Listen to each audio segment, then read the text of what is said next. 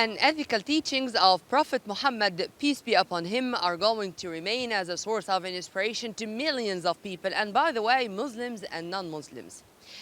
God, or one of God's names, is Al-Adl, or justice. And the Prophet Muhammad, peace be upon him, was very much keen to implement on the ground all the ethics related to this name, Al-Adl.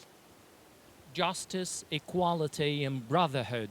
All these ethics and principles called for by international entities nowadays are basically the ethics and principles of Islam, and Prophet Muhammad, peace be upon him, was a role model for that. Today we are honored to have Dr. Hossam Ed-Deen Allam, a legal advisor, international humanitarian law. We're honored to have you with us, sir. Pleasure and honor are all mine. Thank you so much for having me. It's always a pleasure and an honor. So let's start with these principles: justice, equality, and brotherhood. Yes. That were best, represented by Prophet Muhammad through all his life. Indeed, it is. Yes. This is very true, yes. When we look into the teachings of the Noble Quran and examine thoroughly the teachings and authentic injunctions and directives of the Prophet Muhammad, peace and blessings be upon him, we clearly see how is it justice is a very basic foundation for the establishment and for the progress of the Islamic civilization. When we look into the Noble Quran, we see how is it one of the basic objectives of the divine message is to establish justice and to satisfy justice. So, sir, we can easily say that the ethical teachings and principles of Prophet Muhammad, peace be upon him, can be considered as the framework of social justice principles as we know nowadays?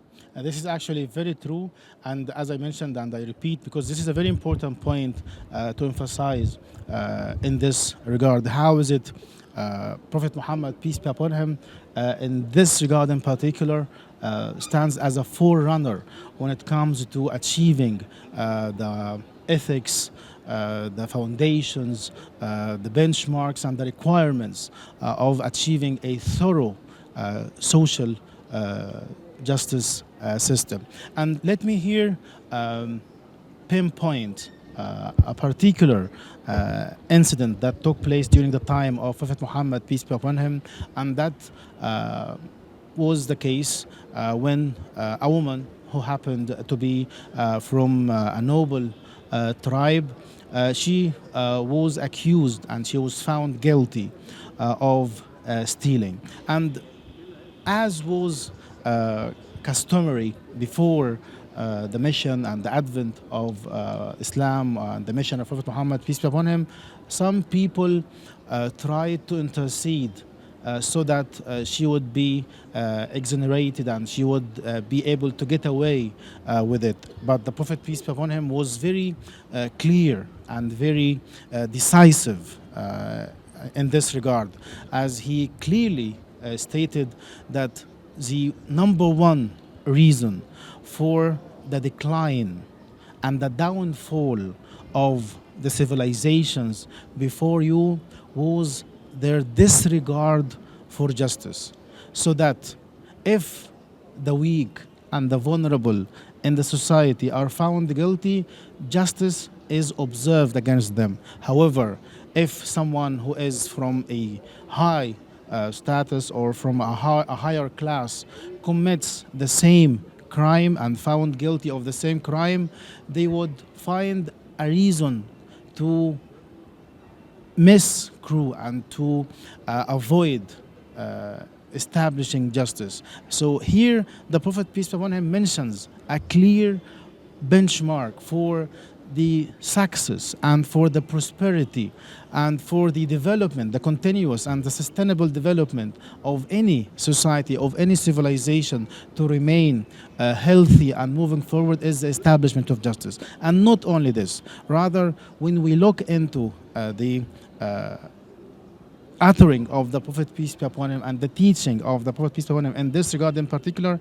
we clearly see that he goes on, sallallahu alaihi wasallam, peace and blessings upon him, to say, and even if the very own daughter of Muhammad herself were to be, and وحاشا لفاطمة بنت محمد أن تسرق, and she is definitely high beyond this, and this is not something that she would That's do. hypothetical. So even hypothetically, the Prophet peace be upon him says, if she is found guilty, then I would not hesitate to establish justice and for justice to take its course. So, talking of justice again, and you as a legal advisor in international humanitarian law, justice has to be followed at all time, Yes. observed at all times, even at times of war. This is very true, yes. And we've seen that many times. Prophet Muhammad, peace be upon him, Sallallahu alaihi advise his followers to do that, even with prisoners of war, especially with prisoners of war. Can we elaborate on that? Yes, definitely. Here you are referring to what we nowadays know and recognize as the international humanitarian law, or what is also known as the rules of law, or the law of war, and the law of armed conflict. Geneva Accords. This is definitely actually one of the very important points, because the Geneva Conventions and the subsequent protocols, they represent actually the primary source for the rules of international humanitarian law. And to further make sure that our dear viewers are following with us, what we mean here by the rules of international humanitarian law, or IHL, here what is meant is the set of rules that are agreed upon and are meant to be observed by all states when it comes to the conduct of operations in an armed conflict, whether this an international armed conflict or not. Such rules, which are meant to minimize the human suffering and to strike this balance between humanity and military necessity, they are very crucial to be observed. So for instance, as the must of not targeting civilians, and this is why we have the clear principles of distinction, the principle of proportionality, the principle of precautions.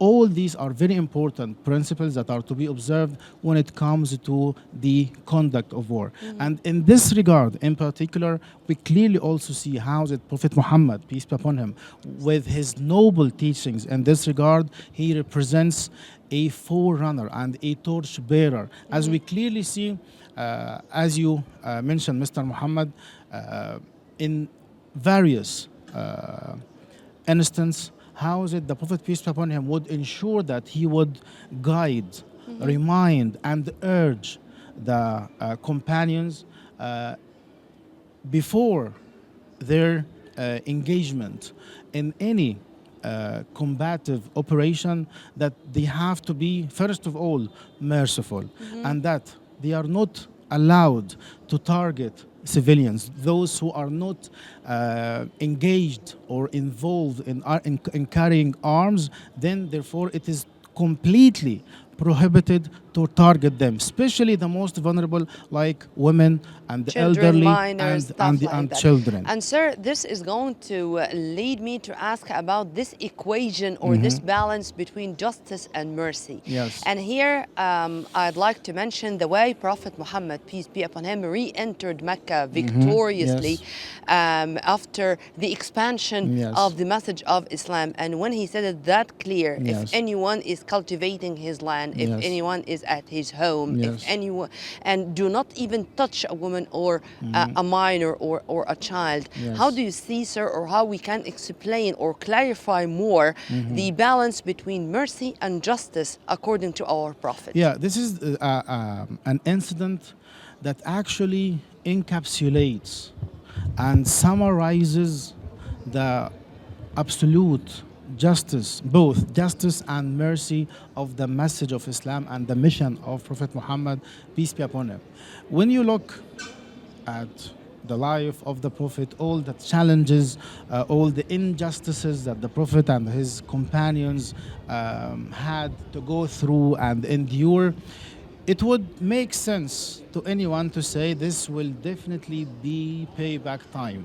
And this will be the time of revenge and vengeance. And from any ordinary person's perspective, the time for actualizing justice. But actually, the perspective of the Prophet Muhammad, peace be upon him, on this regard is definitely a much more wider and a much more comprehensive, given its divine nature and its divine support.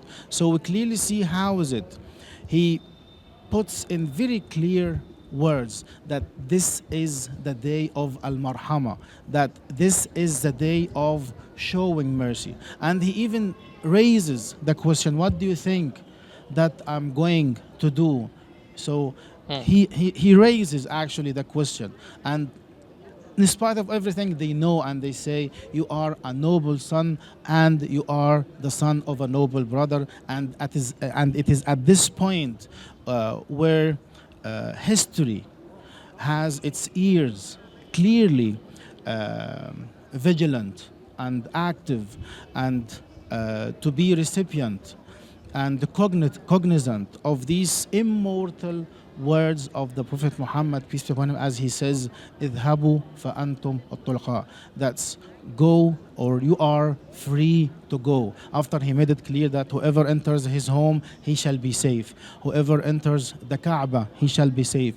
Whoever enters Abu Sufyan's house, he shall be safe. So the idea that he was giving the people every shelter possible in order for them to be shown mercy and to avoid any form of clash or any form of confrontation. So we can, easily say that justice and mercy Yes. go hand in hand in many occasions throughout the life of Prophet Muhammad, peace be upon him, Yes, right? as he clearly stated, إنما بعثت لأتمم مكارم الأخلاق, No. that I have been sent by Almighty Allah in order to perfect noble manners. And we cannot see any perfection of noble manners without both hand in hand mercy and justice, as they actually constitute two sides of the same coin. Dr. Hossam Allam, legal advisor, international humanitarian law, thank you very much for being with us. Thank you so much for having me. Always a pleasure. Stay tuned. We'll be back after the break.